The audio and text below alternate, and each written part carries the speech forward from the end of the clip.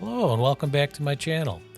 Join me as we take yet another journey down memory lane into my evolution of computer technology. So, let's do it to it.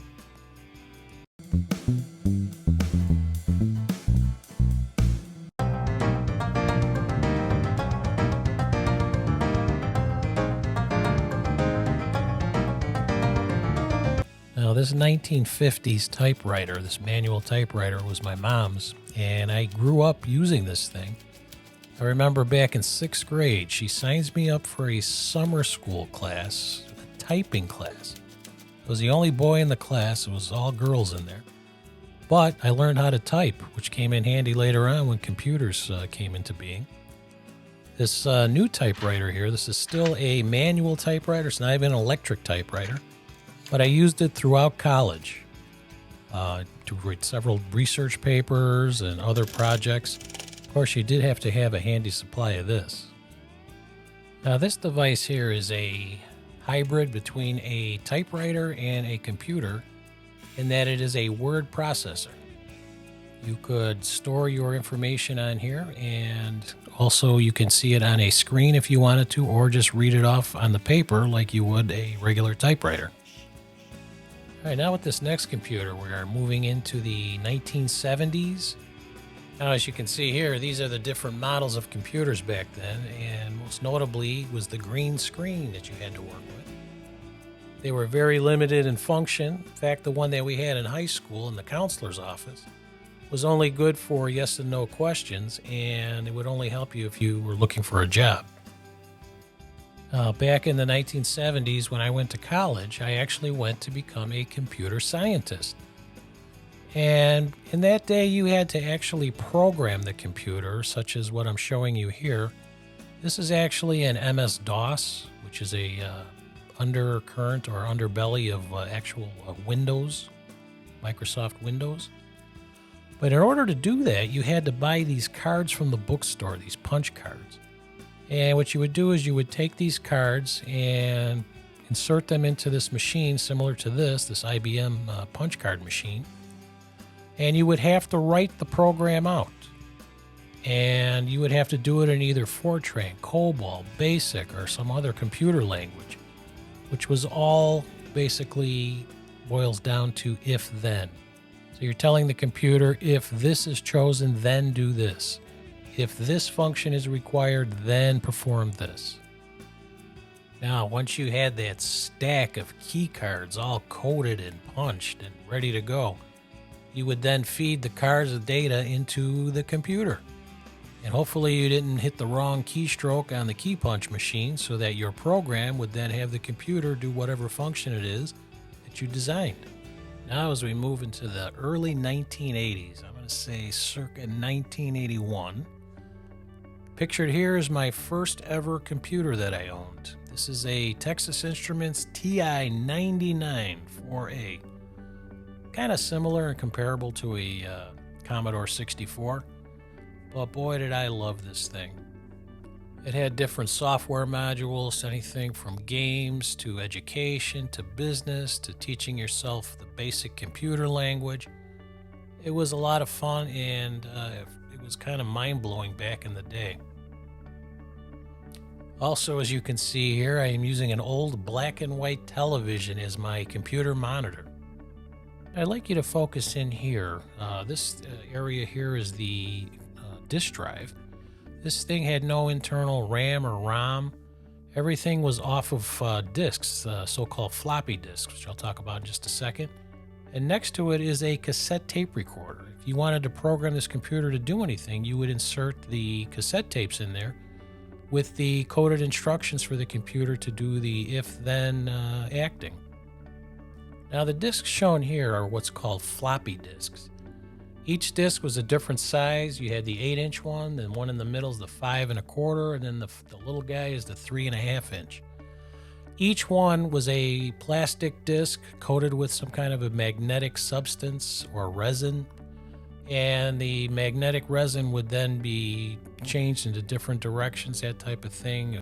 But it would then feed the instructions into the computer so that the computer would then do what you wanted it to do. This 5 1/4 disc did not really hold a lot of information. And as you can also see here, this is an actual floppy disk, which is where it derived its name. Now, it's kind of an optical illusion when it's compared to the little disk, the 3.5-inch disk, which could hold up to 2 megabytes of information. It looks like it's a little counterintuitive. You think the bigger the disk, the more information it could hold. But these little disks ended up becoming the most popular form and were used for many years. The other ones, the 8-inch and then this 5.5, just went out of style and became extinct. Another cool feature of this computer was it had a device attached to it called a speech synthesizer. The speech synthesizer allowed you to change your voice. And you could make it sound like a robot. Or anything else you wanted to. And as mentioned earlier, it also had the cassette tape player, which was used to load the programs into the computer so that you could use it. It had a microphone that you could use to record. But in order to use this, you would pop open the recorder door, a handy dandy cassette tape, and then hit play. As we get to 1990, the next computer that I purchased was a Packard Bell.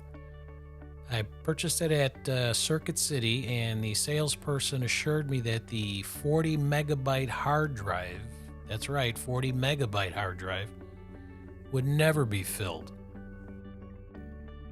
The GUI on the computer, the graphical user interface, was all Microsoft DOS based.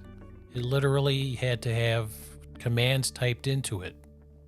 Then, a little while later, Microsoft came out with Windows 3.1, which was basically a shell that covered over the Microsoft DOS. And to this day, technically, all Microsoft computers, all Windows-based computers, are operating a shell with Microsoft DOS tucked way down in there, actually doing all the operations. Windows 3.1. And then eventually, of course, we finally upped it to Windows 95.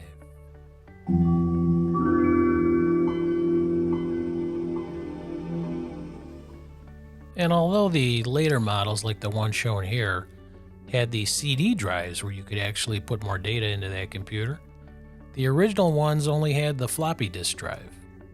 And if you purchased a new program for this computer that you wanted to add, there were times where if you wanted to update the Microsoft Windows or anything like that, you had to download or actually insert 20 floppy disks, 20 of the 3.5-inch floppy disks. And as time went on, even more floppy disks were required. And now we are getting into the 2000s and the rise of the tower computer.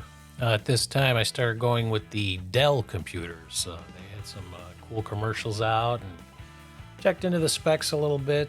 As you can see here in the picture, you've got the different drives. You've got a couple of USB-A ports. You can put your earphones in. You had the CD drive. Other ones I had, you could still put a 3.5-inch floppy disk into. And of course, powered by Microsoft Office 97. And of course, back then, getting onto the internet was easy if you had AOL Online, the omnipresent internet service. And who could forget that dial-up noise when you had to actually dial up to get your internet service? And yes, you had to use your own telephone line to make an internet connection. And if you didn't disable the call feature, if somebody made a phone call and tried to call you, sometimes your internet connecting would get hung up and you'd have to start all over again. Now compare this home telephone line here on the left to the Ethernet cords of today. It's quite a difference of how much data can be transferred. Now, I would be remiss if I didn't show you the evolution of my laptop computers. This one here is the Toshiba Satellite, got in the early 2000s. It's powered by a Pentium 4 chip. It has Windows XP. And it looks like it's got about a 13-inch screen, give or take. It's got a CD drive as well as a 3.5-inch floppy drive. But it was a workhorse of a laptop, extremely heavy, but I enjoyed using it. The next laptop that I had was a Toshiba Satellite also. It was a little larger than the first one. It had a 15.6 HD True Bright display screen. And it was powered by an Intel Pentium chip. It had a dual-core processor and Fusion Finish and graphite. This one had, drive-wise, only had a DVD rewritable drive. It did not have a floppy disk drive. And it also had now 2 USB-A ports. So we were really moving into the modern age with this one. But if you notice on the keyboard here, it was an enlarged keyboard. It actually had a number pad, which I loved using. And I actually have to point out, this laptop had a built-in webcam. For a while, I kind of downsized. I went down to a little HP laptop.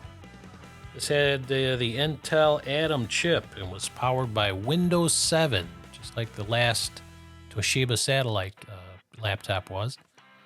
And then beyond that, I went with this HTC hybrid phone computer, which was even smaller. Until finally I got to the laptop I use now, which is the HP Pavilion. This laptop is probably the Goldilocks of all the laptops I've had. It's a perfect size, perfect usage, and I enjoy using it. HDMI, USB-C, USB-A, headphone jack on one side, another USB-A, and a mini card reader.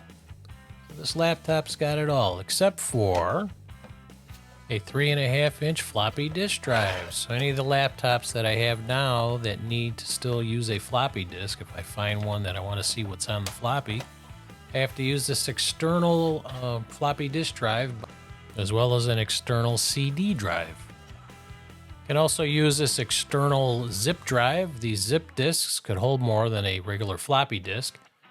So what you would do is the same as the other devices, just connect it through a USB and store more information that way and more data. Of course, I do have to point out not only this eyeball webcam, but also this mouse that you operate in your hand like a video game controller. And now I'm using my Apple computers, the Mac Mini, as well as my 2019 iMac and my now current 2023 Mac Studio, all powered, of course, with the M1 chip. I use these for productivity and creativity to a new level that I've never experienced before with any of my other computers. And I hope to keep doing that in the future. This is a dream that I never envisioned when I first started out all those years ago with my Texas Instruments TI-99 4A computer with the black and white television as the monitor. And over the years, as you can see, computer storage devices have made a quite significant leap in progress as to being able to store data. Now you can actually store up to 100 terabytes of storage on these NAS systems, which is unbelievable, especially back in the day when we were still using these actual floppy disks. As I look back over the years, I cannot believe the amount of technology that I've been privileged to use and experience, and I look forward to many more years of upgraded technology to come. So until the next video,